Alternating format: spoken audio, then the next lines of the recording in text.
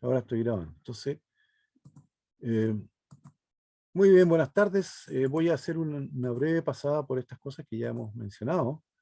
En primer lugar, hacer un resumen entre un circuito RC y un circuito RL. En ambos casos, yo puedo escribir una ecuación partiendo de un punto dado, recorriendo el circuito y viendo todos los cambios de potencial que hay.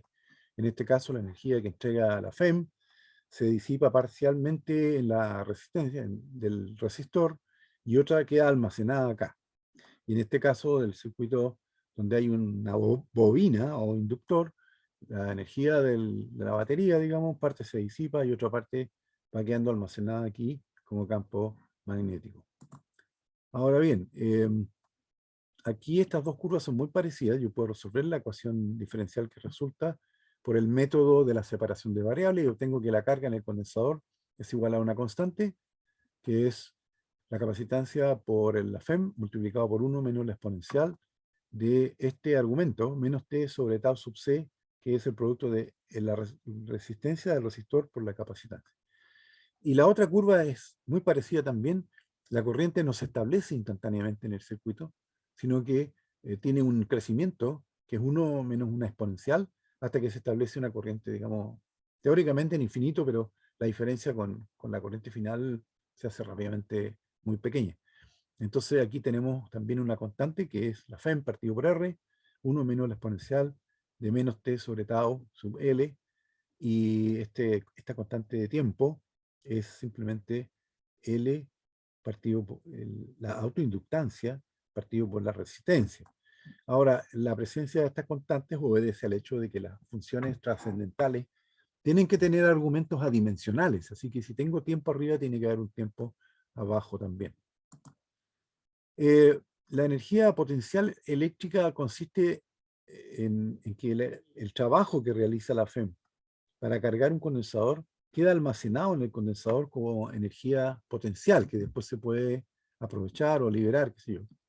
Y uno integrando el dW igual V de Q, llega a esta expresión 1 sobre C por Q cuadrados medios, que usando la definición de capacitancia se puede escribir de tres maneras distintas. Nosotros vamos a ocupar fundamentalmente esta CB cuadrados medios. Ahora, como el, el capacitor, la capacitancia de un capacitor de placas planas, la calculamos alguna vez, es su 0 a partido por D, entonces la expresión CB cuadrado medio se puede escribir como E sub 0 por el área de las placas, partido por la distancia entre ellas, y la diferencia potencial es el campo eléctrico multiplicado por la distancia entre las placas. Y eso va al cuadrado. Entonces, cuando simplifico este D, uno de estos D aquí con el de abajo, yo puedo separar dos factores, uno de los cuales tiene que ver con el campo eléctrico y las propiedades del espacio, digamos, y el otro es el producto de A por D. Pero si yo multiplico las placas, el área de las placas por la distancia, obtengo el volumen que hay entre las placas, y ese es precisamente el volumen donde existe campo eléctrico sustancialmente, digamos. Hay algunas líneas que escapan, pero ahí. Entonces, podemos decir que este volumen lo puedo pasar al otro lado y puedo definir entonces una densidad volumétrica de energía eléctrica, que es la energía que está guardada en el condensador dividido por su volumen. Y noten que aquí en vez de poner U minúscula sub C, puse U sub E, porque ya aquí esto depende solo del campo eléctrico y no del condensador que estemos usando. De hecho, esta relación que acabamos de poner aquí es muy importante porque se cumple en cualquier punto del espacio donde existe un campo eléctrico. Muy bien. Ahora hablemos un poco del inductor. En este caso, el inductor, eh, cuando uno cierra el interruptor acá, esta batería empieza a hacer pasar corriente, pero el inductor va a crear un campo magnético, y por lo tanto va a experimentar su propio flujo magnético y como está creciendo, va a generar una FEM autoinducida que se opone al crecimiento. Entonces esto es como tener aquí una caída de potencial. Por eso que aquí aparece el valor absoluto solamente y el trabajo que realiza la FEM para eh, aumentar un poquitito, digamos, la corriente en el circuito es el producto de la FEM inducida acá por el DQ. Y eso me da, ¿y por qué puse el valor absoluto? Porque me estoy refiriendo al trabajo que hace la FEM, que es positivo, mientras que la FEM inducida es negativa. Entonces, L por DI de T por DQ. Y ocurre que tengo una ecuación con tres variables, la corriente, el tiempo y DQ. Pero si ustedes se fijan bien, lo que está marcado aquí, DQ partido por DT, es precisamente la corriente.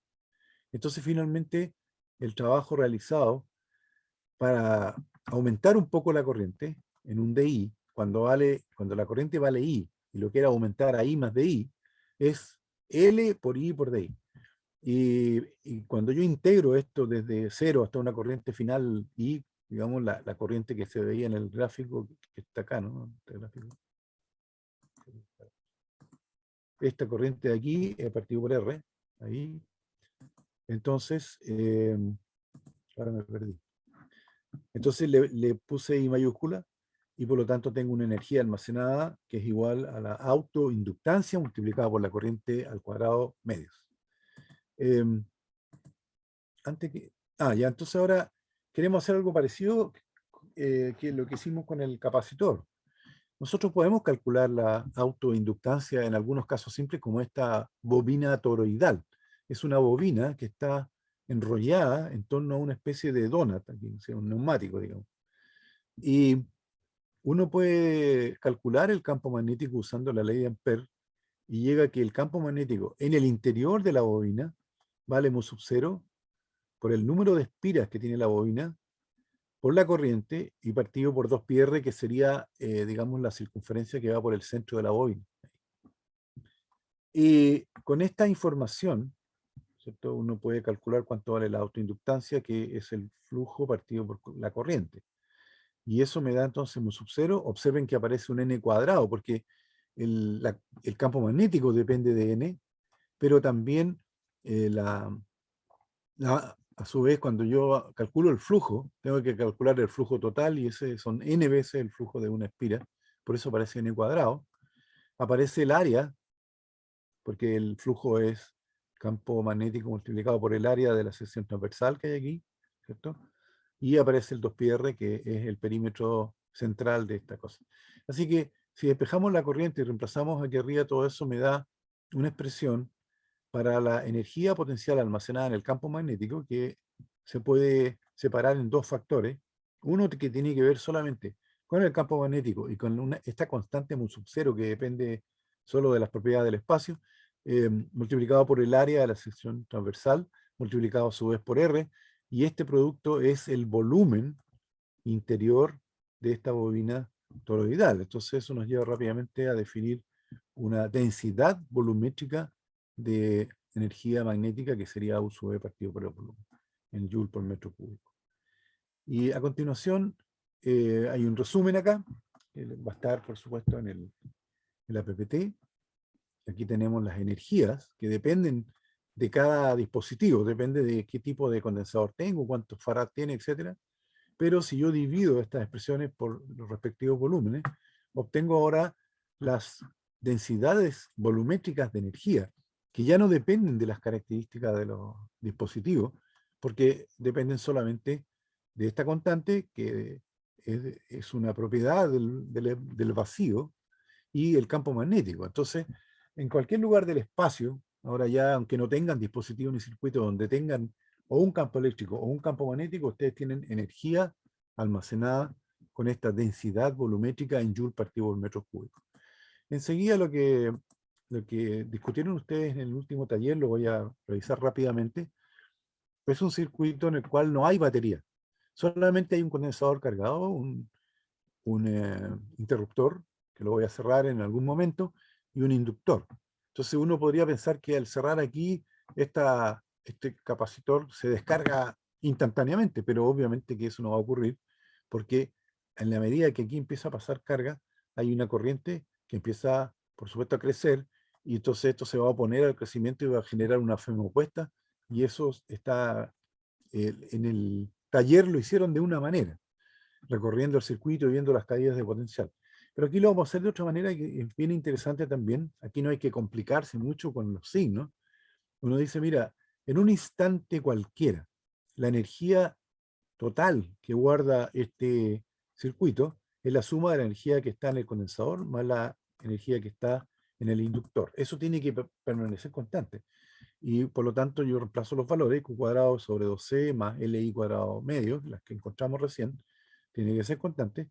Y puedo entonces ahora tomar la derivada con respecto al tiempo de esta expresión.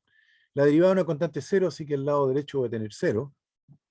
Y al derivar la función q cuadrado, recuerden que como queremos la derivada respecto al tiempo, tenemos que aplicar la regla de la cadena. O sea, la derivada de q cuadrado es 2q, pero ahora hay que derivar de q a dt. Entonces esto es 2q por dq dt. Y dq dt es la corriente. Y acá nos va a quedar nuevamente la derivada respecto al tiempo, va a ser 2i, ¿cierto? La derivada de la función, por di en dt. Pero di en dt es la segunda derivada de la carga. Entonces, finalmente llego a esta ecuación, aquí, q partido por c más l por la segunda derivada igual a 0. En el taller ustedes vieron que esta ecuación se puede escribir despejando aquí el de 2q y me queda entonces la segunda derivada de la carga en el condensador con respecto al tiempo más la carga en el condensador partido por este producto LC aquí, ¿cierto? Uno podría pensar al tiro, yo les podría preguntar ahora qué unidades tiene que tener LC. ¿Alguien me puede decir? Esta pregunta sí que es buena. Fíjense bien, arriba tengo Coulomb, ¿no es cierto? Aquí. Y acá también tengo Coulomb. Y ustedes se han preguntado alguna vez por qué este 2 aparece al lado de la D, mientras que este 2 aparece al lado de la T. ¿Alguien me puede contestar esa pregunta matemática? ¿Alguien sabe? ¿O alguien ¿Cuál es la pregunta, profe? se han fijado ustedes que el 2 de arriba va pegadito a la D, a la letra D, mientras que el 2 de abajo va pegadito a la letra T? ¿Cuál es la diferencia? ¿Por qué se hace eso tan raro? ¿Es solamente un capricho de los matemáticos? ¿Alguien me puede decir? Eh, no, porque la derivada en función de está la t se ve como la t al cuadrado porque la derivada es en función de t, A ver, no te entendí mucho. porque se está derivando dos veces en función de t. Muy bien, al derivar dos veces, voy a dividir dos veces por delta t. Así que en realidad, para ser justo, aquí debería ir un paréntesis. El delta t está al cuadrado, ¿cierto? Aquí arriba, en cambio, este 2 que está al lado de la d, significa que voy a tomar dos veces el operador derivada, ¿no? Pero no me eleva al cuadrado la carga, po. ¿Se fijan? Porque no voy a poner carga y carga de nuevo, sino que el que aparece al cuadrado es el intervalo de tiempo. Entonces, si bien es cierto, arriba podemos decir que esto está en unidades de carga, Coulomb, el denominador tiene que ser igual a este denominador. Por lo tanto, este denominador tiene que estar en qué unidad, el producto de L por C. Si este está en segundos cuadrados, este tiene que estar en segundos cuadrados también. Entonces, el producto de la autoinductancia por la capacitancia es un tiempo al cuadrado. Y lo vamos a ver dentro de poco. Bueno, para esta ecuación no se puede resolver separando variables, pero uno puede usar el método del achuntímetro o el ojímetro. O sea, suponiendo, por ejemplo, que la constante LC vale 1, ¿qué función conoce usted que al derivarla dos veces da la misma función pero con signo menos? Y la respuesta claramente es seno, coseno o una exponencial con un exponente imaginario, pero eso lo pueden usar los eléctricos, nosotros no nos vamos a meter con eso.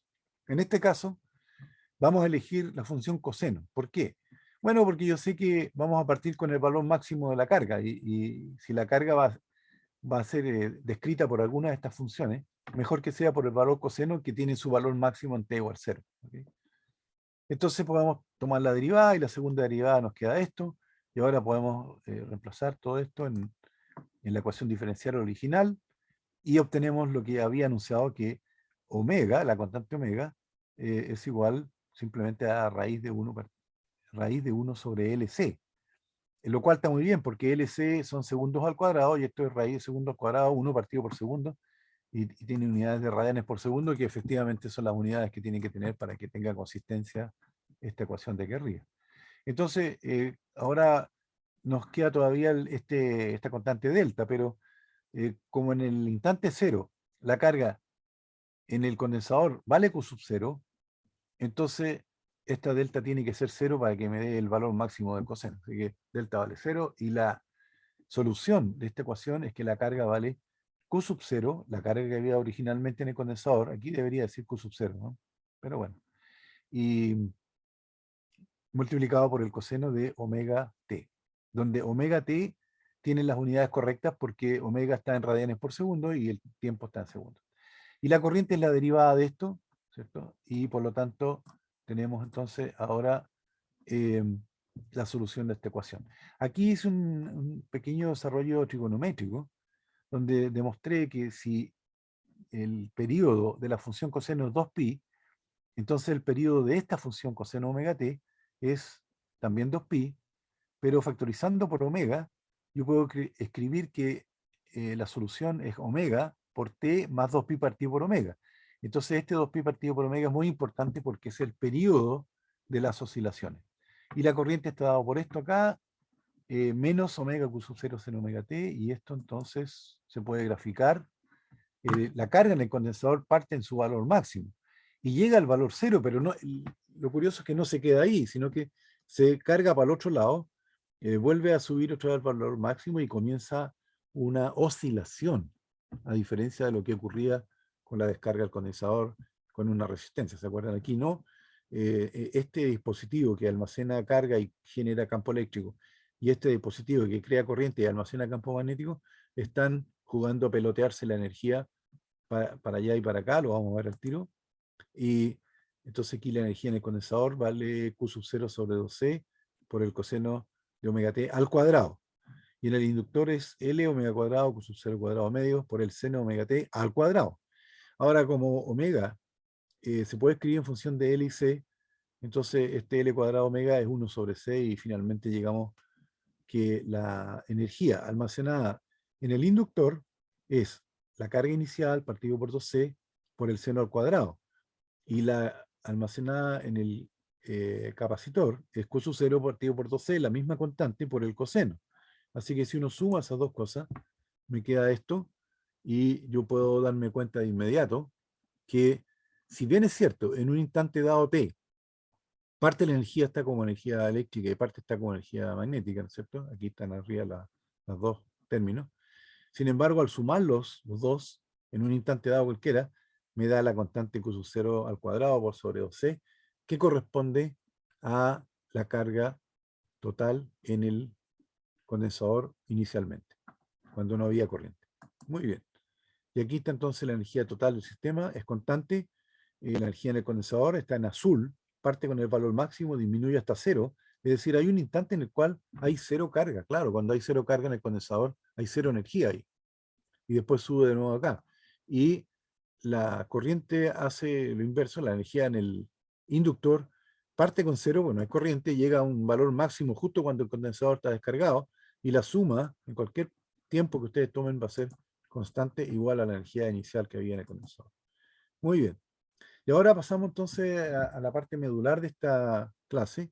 En este momento son las 20:40, ¿no? ¿Qué les parece si descansamos unos 20 minutos hasta las 21? ¿Claro? Sí, profe. Ya, Perfecto. entonces descanso.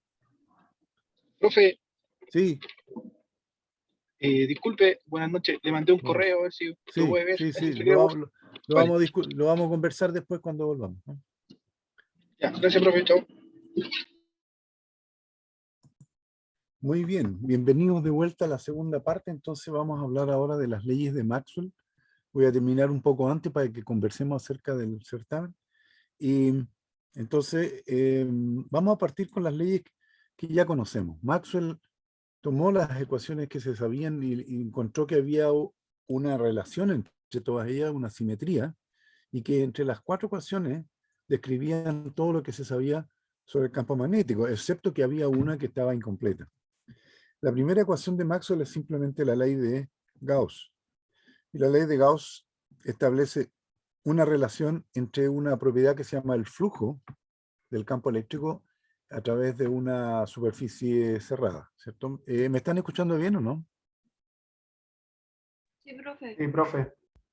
Sí, profe. ¿Aló? Sí, profe. ¿Alguien? Se Sí, escucha, profe. se escucha. Sí, profe. Ignacio, ¿se escucha bien o no? Sí, sí, se escucha. Sí, se escucha bien. Todo Ya, bien, profe. ok. Entonces, la, la primera ecuación de Maxwell dice simplemente que si yo tengo una superficie cerrada, entonces el flujo del campo eléctrico nos puede informar cuánta carga es cerrada ahí dentro. Esta tiene cierta importancia, pero no va a ser la más importante de todas las ecuaciones de Maxwell, porque finalmente vamos a trabajar con las otras ecuaciones. Para el campo magnético se cumple que las líneas de campo siempre son cerradas, por lo tanto, el flujo en una superficie cerrada, una esfera, digamos, y uno pone un imán, por ejemplo, las líneas que entran por un lado y las que salen por otro son las mismas, y por lo tanto, si uno calcula el flujo, le va a dar cero, siempre. Si esto no ocurriera así, sería la prueba de que existen partículas que son cargas magnéticas. Una carga magnética es una partícula hipotética que aún nunca se ha descubierto, desde la cual salen líneas o entran líneas de campo y hay por lo tanto un flujo neto. Habría un flujo neto como es el caso de las cargas eléctricas. Pero hasta el día de hoy no hay ninguna, nunca, jamás en la historia de la humanidad se ha detectado un monopolo magnético o una carga magnética. Y por lo tanto, por ahora, la segunda ley de Maxwell es que simplemente el flujo del campo magnético en una superficie cerrada es cero. Distinto es el caso del flujo del campo magnético en una superficie abierta, como la que, por ejemplo, pasa a través de una espira en la cual se puede inducir una FEM, ¿no es cierto? Recuerden que esto se refiere entonces a una superficie cerrada. Enseguida, la siguiente ley de Maxwell es la de Faraday. La de Faraday, resulta que nosotros siempre definimos a la FEM como algo que era la derivada del flujo magnético con signo negativo. Pero nunca dijimos que en realidad para poder crear una corriente dentro de un conductor, la FEM, ya sea una FEM química como una batería o una FEM inducida, tiene que crear dentro del conductor un campo eléctrico. Y esto parece contradictorio porque nosotros demostramos que dentro de los conductores el campo eléctrico era cero, pero eso era en condiciones estáticas. Ahora resulta que cuando hay una pila o una batería, bueno, por supuesto tengo una fuente externa de energía que es la reacción electrolítica que está ocurriendo dentro de la batería. Y cuando tengo un flujo magnético, no tengo una situación estática porque hay un campo magnético que por alguna razón su flujo está cambiando con el tiempo. Entonces, esta es la tercera ecuación de Maxwell. Y nosotros utilizamos este símbolo que parece una A, que le falta el palito, y que es la letra lambda griega, para referirnos entonces a la circulación. Y esa circulación corresponde entonces a una integral de línea que va por dentro de los conductores, por ejemplo, de un campo eléctrico. Esto debería estar con vector todo, ¿no? Por si acaso. E punto dl. Así que no sé si aquí le podemos poner el vector o no. No voy a hacer hincapié en eso. A ver, quizás sí se puede. Porque esto ya está metido en ecuación, acento, esto, E. No, no es, sino que ahí tengo que poner esto así. No, no me va a resultar así. Z, Z. Entonces primero hay que poner esto. Ya. Y ahora ponemos el techito. Y ahora ponemos campo eléctrico que se induce, ya sea por la presencia de una batería o por la presencia de una fuerza, digamos, de un flujo magnético que está variando en el tiempo. No sé por qué aquí no me quiere borrar el int. Ya, bueno, va a quedar un cuadradito ahí metido y este de L también debería estar con flechita aquí arriba, ¿no? Mejor lo hago todo bien hecho. Abajo. Ahí. Sí, la flechita. Y este sería un campo eléctrico inducido, ya sea por una batería o por la variación del flujo magnético. Y aquí tendría un D, ¿no? Esto tiene que ir con flechita, que es un producto punto. No, no todavía. Este es un, ya, me embarré aquí. No tenía que haber hecho esto.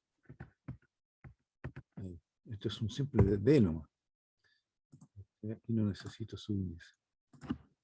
Ahí. Entonces, a esta integral cerrada, que circula por adentro un conductor, pero que también puede circular en el espacio vacío. Si yo en el espacio vacío de repente tengo un campo magnético, por alguna razón que está variando en el tiempo, también se va a inducir esta FEM en el espacio. O sea, ¿cómo puedo detectar eso? Si yo pongo una carga en reposo y la carga empieza a dar vuelta, entonces significa que ahí hay una FEM inducida. Y esta, como es una integral de línea que se calcula en una trayectoria cerrada, entonces le llamamos una circulación. Y se abrevia con esta letra de acá. Esta es entonces la ley de Faraday. Entonces, tenemos dos leyes para el flujo. Para el flujo eléctrico vale carga encerrada partido por epsilon 0, y carga y el flujo del campo magnético vale 0. Y ahora vamos a ver la otra ley, que también es una circulación del campo magnético. Esta de aquí me dice que mediante un flujo magnético variable yo puedo inducir una circulación y por lo tanto una corriente inducida en un circuito o incluso en el espacio vacío. ¿Okay? Y la cuarta ecuación es la ley de Ampère, que nosotros la vimos muy de pasadita y que dice que si yo calculo ahora esta integral de b.dl, aquí también debería haber puesto, ¿cierto?, el gorrito.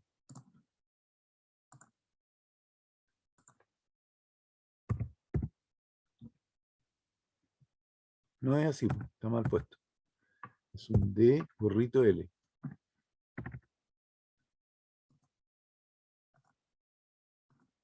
Porque si no, no me queda el vector.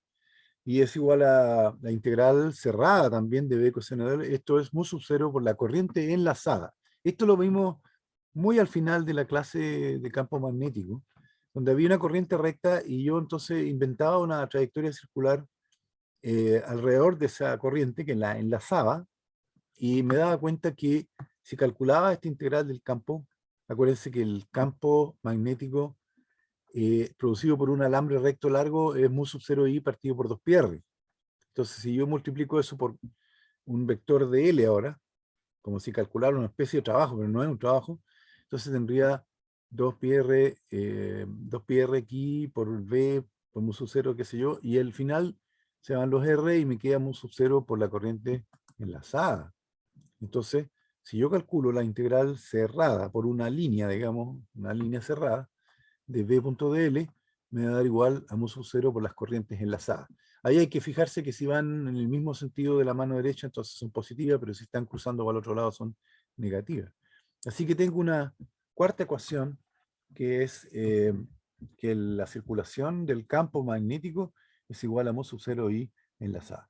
Si yo las coloco todas estas juntas, noto que hay una cierta simetría. Los flujos de los campos están relacionados de alguna manera con partículas que son fuentes de estos campos. Por ejemplo, para el campo eléctrico, las líneas de campo eléctrico parten de las cargas positivas y van a parar a las cargas negativas, ¿cierto? Pero no puedo encontrar algo similar para el campo magnético. No hay ninguna partícula, ni siquiera las partículas elementales, desde la cual salen líneas de campo magnético o a la cual llegan líneas de campo electromagnético. Lo que hay es una barra imantada, y si yo rompo la barra imantada en pedacitos más chicos, sigo teniendo imanes por lo norte y por lo sur, hasta que llegue a las últimas partículas, que son los protones y los electrones, y esos protones o electrones que son ya irrompibles, si ustedes quieren, no los puedo dividir, el electrón es una partícula elemental, las líneas de campo también son cerradas, o sea, dan la vuelta y no llegan ni parten de ningún lado. Y en cuanto a las circulaciones, la circulación del campo eléctrico es la derivada del flujo magnético. Esta es la ley de Faraday. Es decir, si yo tengo en una región un campo magnético que está variando con el tiempo, entonces el flujo magnético está variando con el tiempo, y si en esa región hay un conductor, se va a inducir una FEM, una fuerza electromotriz inducida, y eso es lo que nosotros llamamos el epsilon, la FEM inducida. Pero en realidad eso corresponde a una integral, ¿cierto?, de un campo eléctrico, como lo vimos acá, eso corresponde a esta integral. Se me perdió ahora.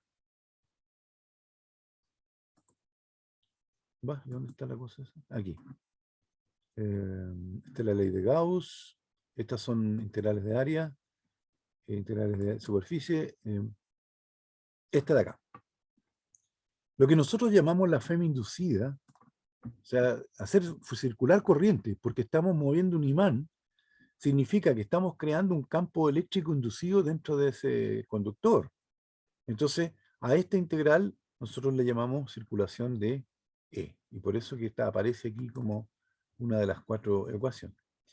Y aquí viene entonces el gran descubrimiento de Maxwell, que introdujo, dijo, mira, estas 4 ecuaciones están súper buenas, pero hay una que le falta un término acá porque si no, no calza la cosa. ¿Sí? ¿Y por qué?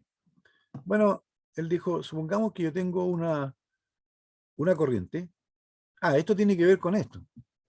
El caudal del agua. ¿Se acuerdan que una vez teníamos una malla aquí y calculábamos el flujo multiplicando la velocidad por el área de aquí? En este pedacito, y después hacíamos la suma. Y el día siguiente la malla se distorsionó aquí, pero de todas maneras podíamos hacerlo igual, porque uno toma esta área y ahora toma un vector de área y toma el producto punto y puede hacer toda la... Así que no importa que el elemento de control se haya deformado, el flujo de caudal que pasa por aquí también es el mismo que pasa por el otro lado, no hay acumulación de agua en el interior.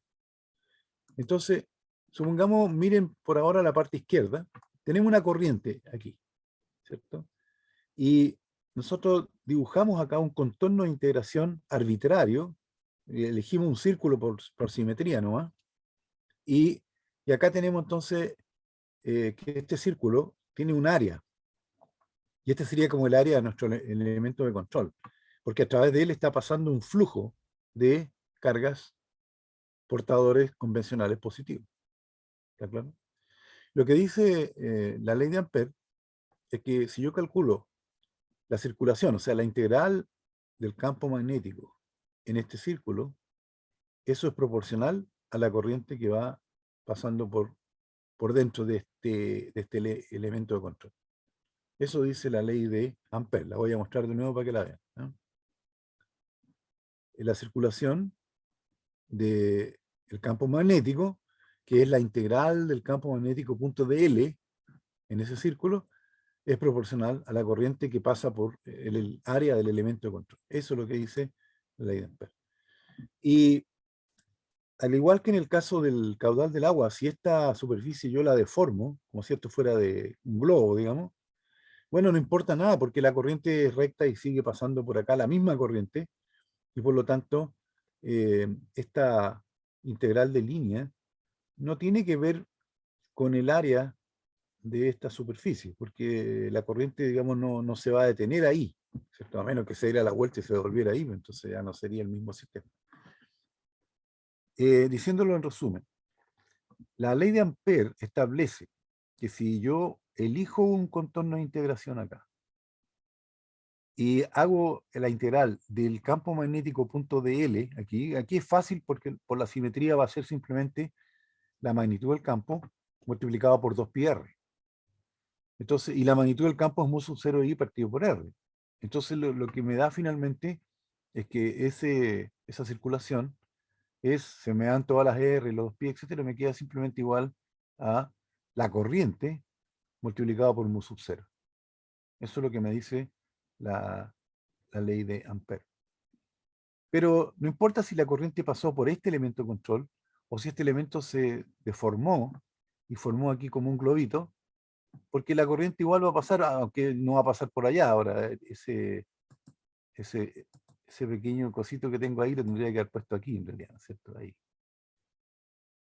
Ahora, la corriente está pasando por acá ahora. Pero eso no importa nada, porque ya pasando a través, digamos, pasando a través de este contorno, no importa si pasa por esta área o por esta área de acá. No sé si me queda clara la idea. Lo único que interesa es que la corriente pasó por el contorno. Y no importa si el área se deformó o no, no importa por qué punto del área del elemento de control pasó. O sea, ustedes pueden pensar que esto que está en azulito acá es como una goma y nosotros la estiramos y la pusimos así. ¿Estamos? ¿Queda claro esto o quieren que explique un poco mejor? ¿Alguna pregunta? No sé si se entendió. Ya, sigamos entonces. Entonces, a Maxwell se le ocurrió, oye, pero aquí hay un pequeño problema. ¿Qué pasa si en realidad esta corriente está conectada a una de las placas de un condensador? ¿Ven? Aquí venía la corriente y resulta que aquí la corriente se interrumpe porque hay una placa de un condensador. Lo que está ocurriendo aquí no es que la corriente salte de una placa a la otra, sino que simplemente el condensador está acumulando carga debido a la llegada de esta corriente. La corriente trae carga y la acumula aquí. Y fíjense bien, nuestro contorno está aquí, el contorno de integración, pero la superficie ahora pasa por dentro del condensador. Entonces dijo, aquí hay algo, una contradicción, porque si yo hago esto y tomo la corriente que enlaza esto por aquí, me da un valor, mu sub 0i. Pero si deformo esta superficie, resulta que por este punto no está pasando ninguna corriente. Ahora, ¿qué es lo que está ocurriendo dentro de las placas del condensador? A medida que llega corriente y se acumula carga, está creciendo un campo eléctrico aquí. Entonces dijo, a la ley de Ampère hay que agregarle un término que tome en cuenta esta situación, que hay una situación en la cual me tiene que dar lo mismo si yo hago este contorno con la corriente pasando por aquí, o si hago este contorno con esta superficie acá, me tiene que dar lo mismo. Pero aquí no hay corriente. Y en lugar de corriente lo que hay es la construcción de un campo eléctrico, que el campo eléctrico está aumentando con respecto al tiempo acá. Entonces se le ocurrió lo siguiente. Hay que escribir una ley de Ampère que sea general, que incluya tanto este caso, donde la corriente pasa por aquí, digamos, por esta superficie de control, la superficie plana, como el caso de esta otra superficie que no pasa, digamos, por acá y por lo tanto aquí no llega la corriente, no hay corriente. Pero lo que está ocurriendo aquí en esta superficie es que está creciendo un campo eléctrico. Fíjense bien, pasamos de una circulación del campo magnético a el aumento de un campo eléctrico. Nuevamente están relacionados los dos campos. Entonces aquí dice Maxwell encontró una contradicción. Si se deforma la superficie limitada por la trayectoria de integración, aquí, ¿cierto? De modo que pase por el interior de un condensador que se está cargando, la corriente enlazada por esta trayectoria es cero, no hay corriente aquí, en esta parte. Entonces concluyó que faltaba un término. Y el término que falta, claro, no puede ser el campo eléctrico, porque yo no puedo sumar, digamos, un subcero corriente por campo eléctrico. Entonces buscó él qué cosa está pasando. Bueno, si en la ley de Faraday aparece el flujo del campo magnético, bueno, aquí tendrá que aparecer el flujo del campo eléctrico, en alguna parte. ¿El flujo a dónde? El flujo a través de esta superficie abombada que dice ahí, de esta superficie deformada. Entonces, este campo eléctrico, digamos, se puede calcular el flujo de este campo eléctrico en esta superficie, y obviamente, si el condensador se está cargando, ese flujo va a ser dependiente del tiempo, y puedo calcular su derivada. Entonces, el término que él agregó dijo, en lugar de una corriente, lo que pasa por la superficie abombada, esta de aquí, es un flujo de campo eléctrico que está variando con el tiempo y que tiene las unidades de corriente. Siempre que le ponga yo el epsilon cero aquí, porque si no, no me calzan las unidades. ¿Sí? Entonces dijo, mira, la verdad, la forma general de la ley de Ampère es esta. Tenemos el mu sub 0, tenemos la corriente enlazada, ¿cierto? Si es que tenemos un cable pasando por la superficie, y tenemos otro término, que es la derivada del flujo eléctrico con respecto al tiempo, y con la constante epsilon cero. Si estoy aquí, tomo el término de acá, porque ahí hay corriente enlazada, y en cambio no hay campo magnético, digamos, no hay campo eléctrico, perdón. Aquí no hay campo eléctrico. Pero si estoy metido dentro del condensador, no hay corriente enlazada y tomo este término, porque sí hay campo eléctrico cuyo flujo está cambiando en el tiempo. Y mientras más rápido llega la corriente, más rápido cambia el flujo magnético.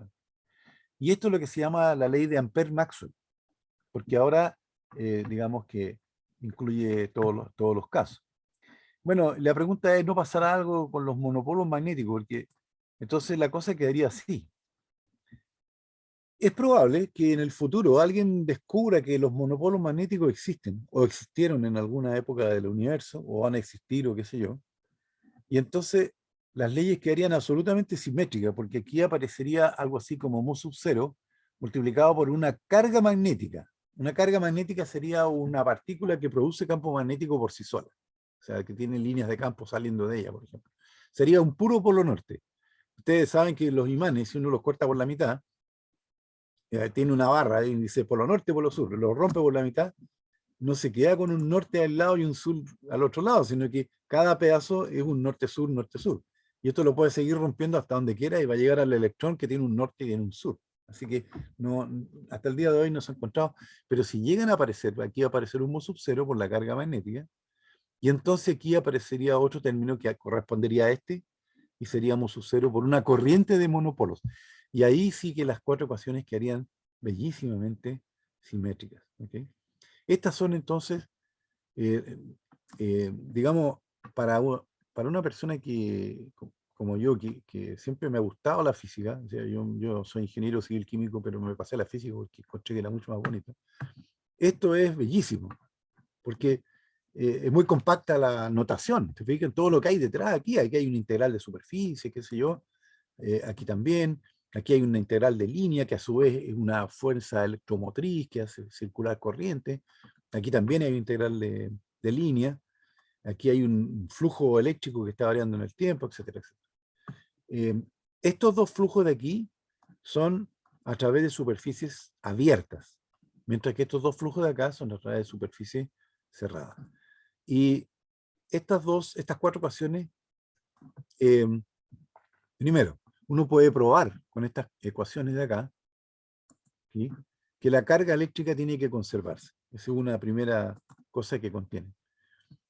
Predicen la asistencia a ondas electromagnéticas, es decir, ustedes en el curso de 140 van a tomar unos campos eléctricos y magnéticos, van a usar las leyes de Maxwell y van a demostrar que el campo eléctrico y el campo magnético cumplen con una ecuación muy especial, una ecuación diferencial muy especial, que es la ecuación de una perturbación que se propaga.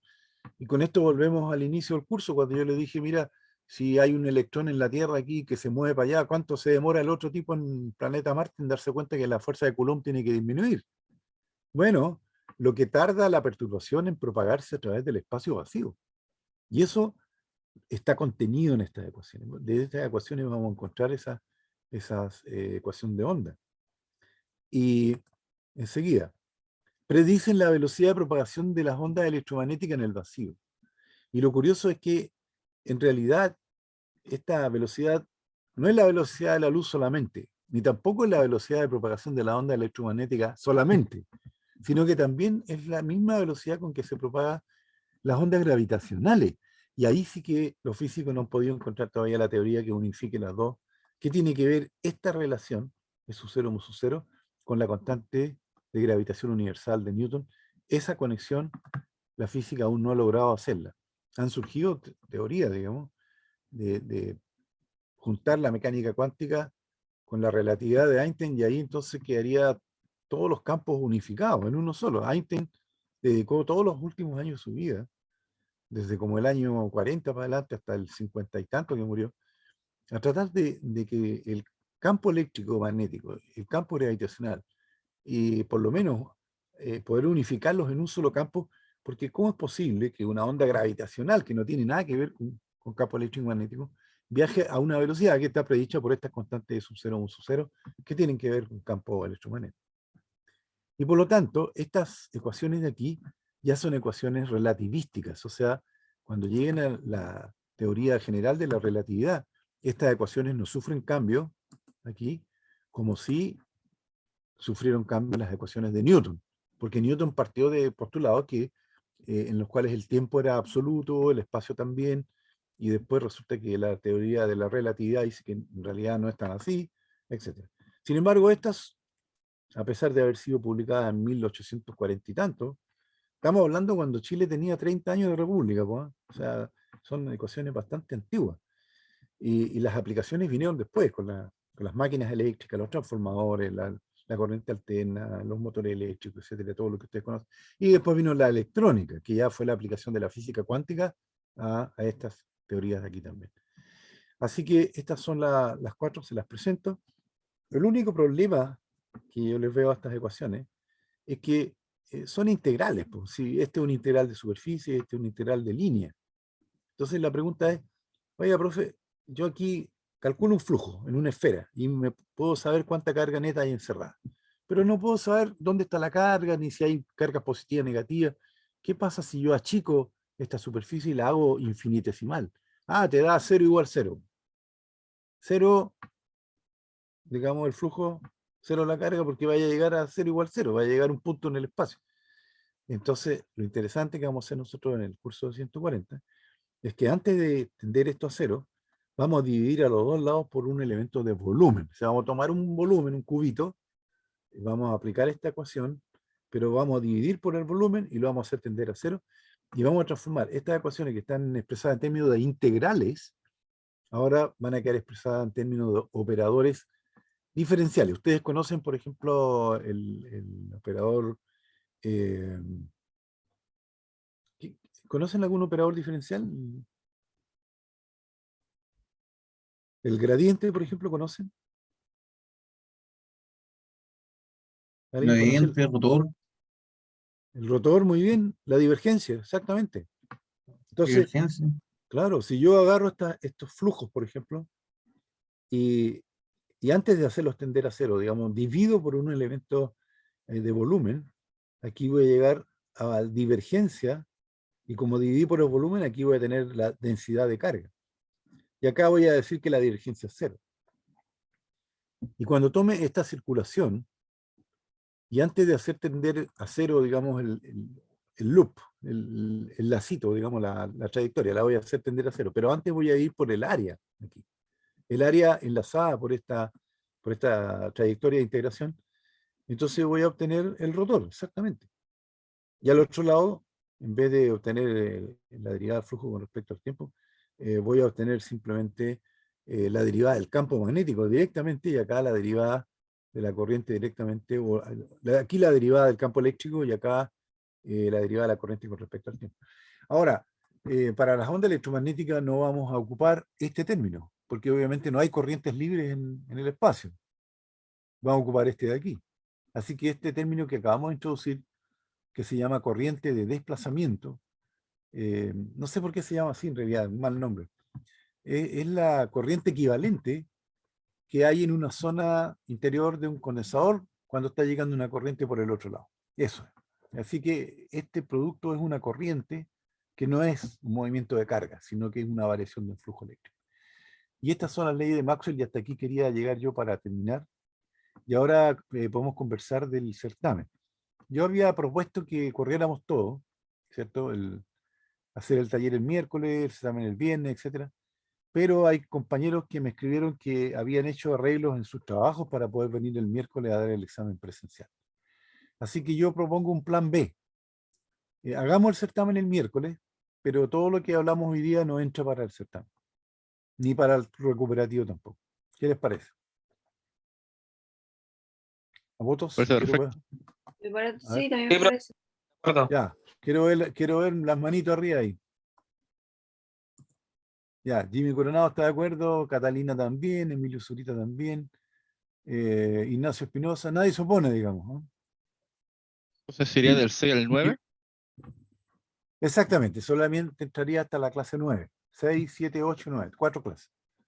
Perfecto. Quedamos en eso entonces. Yo voy a comunicar a... Eh, y las salas se las voy a enviar porque ya me las dieron. ¿Aló? a mí me Partiríamos a complica las... porque tengo, A ver, de a uno, No, por claro. favor. Jimmy Coronado, ya. ¿Quién va? Álvaro Alegre, ¿qué pasó? No te escucho, Álvaro. No yo te ya escucho. había pedido permiso ya para irme viajar me tomé el día, fue el día viernes. No, por eso te digo, hagámoslo el miércoles, po. Es que no, que yo ya me había pedido el trabajo el jueves y el viernes. Voy a Pero tener que si, pedirme el viernes. El miércoles. Pero, oye, que no me entendiste lo que dije. El certamen es el miércoles. Sí, ya quedó para el miércoles, tenés que pedir otro día más, ¿no? Pero no me dijiste que pediste permiso el jueves y el viernes. Sí, porque pensé que el examen que había quedado ya para el viernes. Entonces, hoy día cuando hice la solicitud, le hice jueves y viernes la solicitud de vacaciones. Es que no te entiendo. Si vais a estar de Santiago, vacaciones, ¿cómo vaya el certamen? Ah, ya entiendo. Pero mira, lo que pasa es que está fijado para el miércoles y hay compañeros que pidieron, digamos, no pidieron permiso para venir el miércoles. ¿Te fijas? sí, no, no, está bien, si pedí el permiso, el último permiso que lo Ya. hice después de viernes. Entonces, yo de ahí me Mira, arreglo. en definitiva, quedamos Yo me entonces acomodo. el certamen el miércoles. Yo les voy a mandar un correo o voy a publicar las salas que ya las tengo, me las dieron en Valparaíso y en Santiago. En Santiago lo va a tomar el profesor de taller y yo lo voy a tomar aquí en Valparaíso. Sería el miércoles a las 7, digamos, y entrarían solamente las clases 6, 7, 8 y 9. ¿Ok? Lo de hoy día no. Claro que lo de hoy día igual les sirvió porque hicimos un buen repaso de todas las cosas, así que, eh, pero nada de esto de las leyes de Maxwell es la conclusión natural del curso, entonces tenía que decirlo. Ya, déjame, primero que nada, déjame dejar de grabar porque ya esto ya tiene grabación.